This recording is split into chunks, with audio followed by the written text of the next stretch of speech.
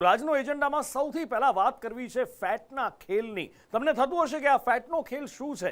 એ કદાચ ઘણા બધા લોકો જાણતા પણ હશે. ખેતી અને પશુપાલન આ બંને સાથે સંકળાયેલું છે આ ફેટનો ખેલ. આ એવા વ્યવસાય છે કે જેના પર દેશની 50%થી વધુ વસ્તી નભે છે. અને જ્યારે વાત ખેત પેદાશોની આવે ત્યારે એના વેપારમાં ખરી મલાઈ વેપારી વચેટિયા ખાઈ જાય છે. મહેનત અને ખર્ચ ખેડૂત કરે છે અને નફો વેપારીઓ કમાય છે. પશુપાલનમાં પણ કંઈક આવું જ થઈ રહ્યું છે. પશુપાલકો જે દૂધ મંડળીઓમાં દૂધ આપે છે એ દૂધના ફેટમાં કટકી કરી ખેડૂતોને પૂરતા ભાવ નથી અપાતા. આપણને બધાને ખબર છે કે ખેડૂતોના ભાવ ફેટ પર નક્કી થાય છે, પણ એ ફેટ અલગ અલગ જગ્યાએ ટેસ્ટ કરાવો તો અલગ અલગ નીકળે છે અને ખેડૂત પશુપાલક પાયમાલ થાય છે. સંદેશ ન્યૂઝે જૂનાગઢમાં રિયાલિટી ચેક કર્યું અને જે સામે આવ્યું એ હચમચાવી નાખે એવું છે. પશુપાલકોને ફેટમાં ફટકો. ફેટ ડાઉન કર્યો એટલે એના પ્રતિ લીટરે 8 રૂપિયા આજના ભાવ પ્રમાણે ઓછા એને જડે. 2 પોઈન્ટ બી કપાતા હોય ને 2 રૂપિયા લીટરે કપાતા હોય ને તો વર્ષોનું 600-700 કરોડ રૂપિયા ગરીબોના ઘરમાં ઓછા જાય છે. મહેનત પર ભારે પડતી મશીનમાં ગોલમાલ. દૂધ ખરીદનારા માલામાલ, પશુપાલકોને નુકસાન. એક પશુપાલક જ્યારે કોઈ મંડળી કે ડેરીમાં દૂધ વેચે છે ત્યારે તેને ફેટના આધારે દૂધના ભાવ મળે છે. જેટલા ફેટ વધારે તેટલા દૂધના ભાવ વધારે. એટલે કે દૂધના ફેટ અને ખેડૂતોના વળતરને સીધો સંબંધ છે. પણ વાસ્તવમાં એવું નથી હોતું.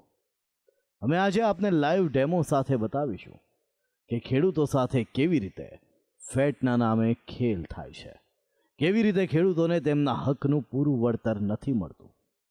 સંદેશ ન્યૂઝની ટીમે જૂનાગઢના કેશોદમાં આ બાબતે રિયાલિટી ચેક કર્યું. ત્યારે જે સામે આવ્યું તે ચોંકાવનારું હતું.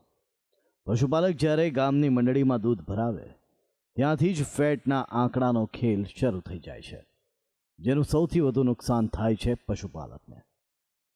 ગુજરાતભરના પશુપાલકો છે તે જે પશુપાલન ધંધાથી છે વિમુખ થતા જાય છે. આજે સંદેશ ન્યૂઝ રિયાલિટી ચેક કરશે શા માટે, કયા કારણોસર જે છે પશુપાલકો જે છે તે ધંધાથી વિમુખ થઈ રહ્યા છે. દૂધના ફેટ સાથે થતા ખેલનો પર્દાફાશ કરવા સંદેશ ન્યૂઝની ટીમ જૂનાગઢના સુભાષ જાટિયાને મળી, જેઓ પશુપાલકોના હક માટે લડતી સંસ્થા દૂધ ઉત્પાદક સહયોગ અને વિકાસ મંડળના પ્રમુખ છે.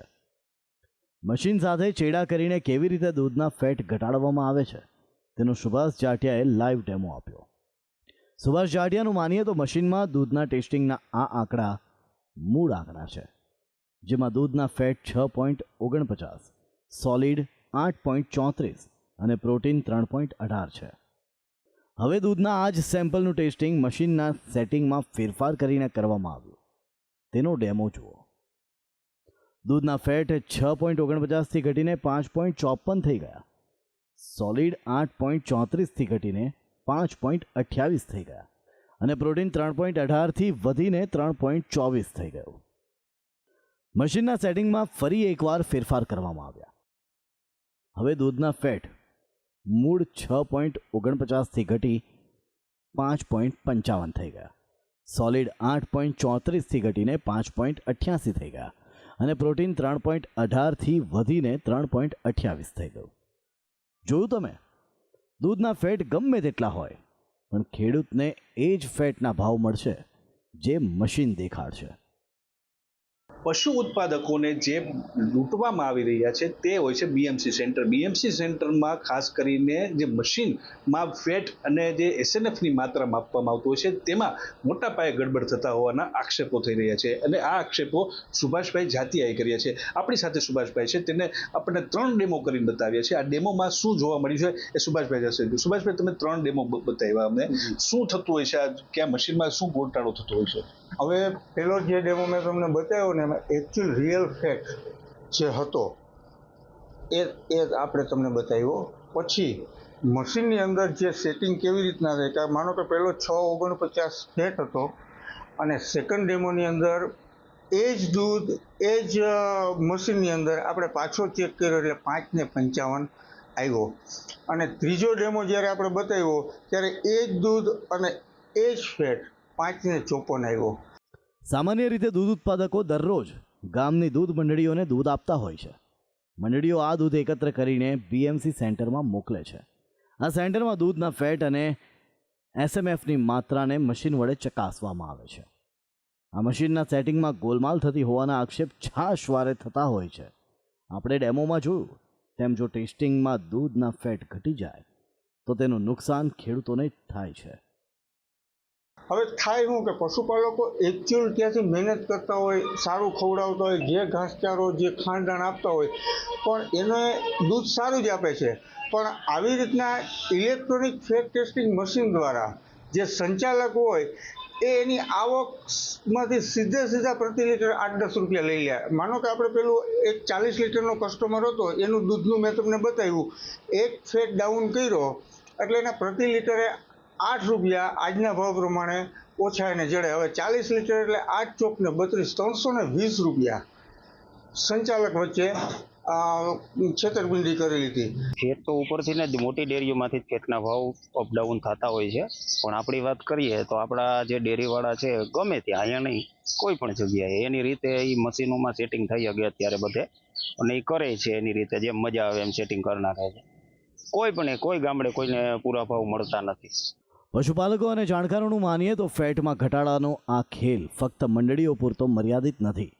બીએમસી સેન્ટર અને ડેરીમાં પણ આ ખેલ ચાલતો હોય છે. જે આક્ષેપ કરવામાં આવે છે તેના પર નજર કરીએ તો પશુપાલકો જ્યારે મંડળીઓમાં દૂધ ભરાવે છે ત્યારે મંડળીઓ 2 પોઈન્ટ ઓછું ફેટ કરીને તેનો ભાવ નક્કી કરે છે. આ દૂધ જ્યારે બીએમસી સેન્ટરમાં પહોંચે છે ત્યારે ત્યાંનો સંચાલક 4 પોઈન્ટ ઓછું ફેટ કરીને દૂધની ચકાસણી કરે. આમ એક પશુપાલકને 1 લીટર દીઠ 10 થી 12 રૂપિયા ઓછા મળે છે. જો કોઈ પશુપાલક 50 લીટર દૂધ ભરાવતો હોય તો તેને દિવસના 400 થી 500 રૂપિયાનું નુકસાન થાય છે. ખરી મલાઈ દૂધ મંડળીઓ તેમજ બીએમસી સેન્ટરના સંચાલકો ખાઈ જાય છે. 50% જનતા, 45% જનતા છે ને એની આવકને અસર કરતો આ મુદ્દો છે. અંદાજિત 2-2.5 કરોડ લીટર દૂધ આપણે ગુજરાતની અંદર હશે. આ વાત થઈ 6-7 રૂપિયા કપાવવાની. હવે હું એમ કહું કે ખાલી 2 પોઈન્ટ બી કપાતા હોય ને 2 રૂપિયા લીટરે કપાતા હોય ને તો વર્ષોનું 600-700 કરોડ રૂપિયા ગરીબોના ઘરમાં ઓછા જાય છે. હવે સવાલ એ ઊભો થાય છે કે આખરે મશીનોમાં સેટિંગ થતું હોય તો પછી તેને રોકવાનો ઉપાય શું? ફરિયાદ ક્યાં કરવી? સુભાષ જાટિયાનું માનીએ તો આ એવી સમસ્યા છે જેની ફરિયાદ કરવા માટે કોઈ ચોક્કસ વિભાગ કે વ્યવસ્થા જ નથી.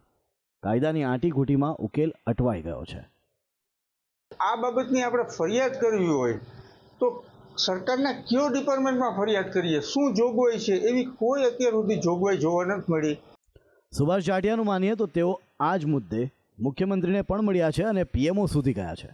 બંને જગ્યાએથી સમસ્યાના ઉકેલ માટે સચિવ સ્તરે સૂચના પણ અપાઈ ગઈ છે, પણ જમીની સ્તરે કોઈ કાર્યવાહી નથી થઈ.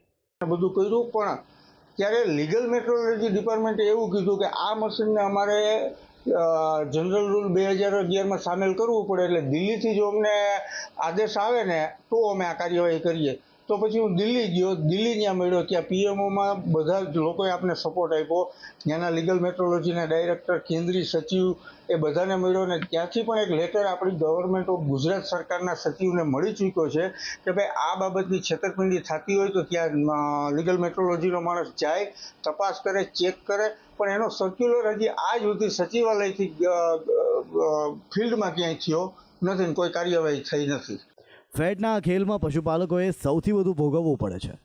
તેઓ પશુપાલન માટે મોટો ખર્ચ કરે છે, દિવસ રાત મહેનત કરે છે, પણ તેમને તેમની મહેનતનું યોગ્ય વળતર નથી મળતું, જેના કારણે હવે ઘણા પશુપાલકો પશુપાલન છોડવાનો વિચાર કરી રહ્યા છે. અને અત્યારે જે અમારો ધંધો છે એ નુકસાની ઉપર જાય છે, કારણ કે જે પશુઓને અમે ખવડાવીએ પીવડાવીએ બરાબર છે એની સામે અમને એટલું વળતર મળતું નથી. જે દૂધના ભાવ મળવા જોઈએ એ મળતા નથી, અને પશુપાલન અત્યારે પાછળ ચાલ્યો જાય એવું લાગે છે. અને મારી જ વાત કરું તો હું એ બંધ કરવાને આરે છું હવે, કારણ કે મને પૂરા વળતર મળતા નથી. અમને જે દૂધના પૈસા મળવા જોઈએ 100 રૂપિયા ઉપરના લીટરના, એની જગ્યાએ અમને વધીને 50-55 રૂપિયા મળે છે. એટલે આ ધંધો પોસાય એમ નથી, હવે નુકસાની ઉપર છે. સરેરાશ અમને ભાવ 50 રૂપિયા પૂજે છે, એ પણ અમારે પ્રમાણે ઓછા જ થાય છે, કારણ કે ખોળના નીરના ભાવ વધારે છે. એટલે જ્યારથી જે આ મશીનની ટેકનોલોજી આવી ત્યારથી અમારો ફેટ 7 હોય તો કપાતા 5.5 6 આવે છે. સમયાંતરે દૂધના છૂટક ભાવમાં વધારો થાય ત્યારે એવી ચર્ચા થતી હોય છે કે પશુપાલકોને તેનો લાભ થશે. જો કે એવું નથી થતું. તેનું કારણ છે ફેટનો ખેલ, જે ખેડૂતો પાસેથી તેમનો હક છીનવી લે છે. આ કિસ્સો તો ફક્ત જૂનાગઢના એક ગામનો છે. ત્યારે સવાલ એ પણ છે કે શું ફેટનો આ ખેલ રાજ્યવ્યાપી છે? શું આ બધી સમગ્ર રાજ્યમાં ફેલાયેલી છે? આ મામલે તંત્રએ જાગવાની જરૂર છે, કેમ કે સવાલ લાખો પશુપાલકોનો છે. કેતન ઓઝા, જૂનાગઢ, સંદેશ ન્યૂઝ.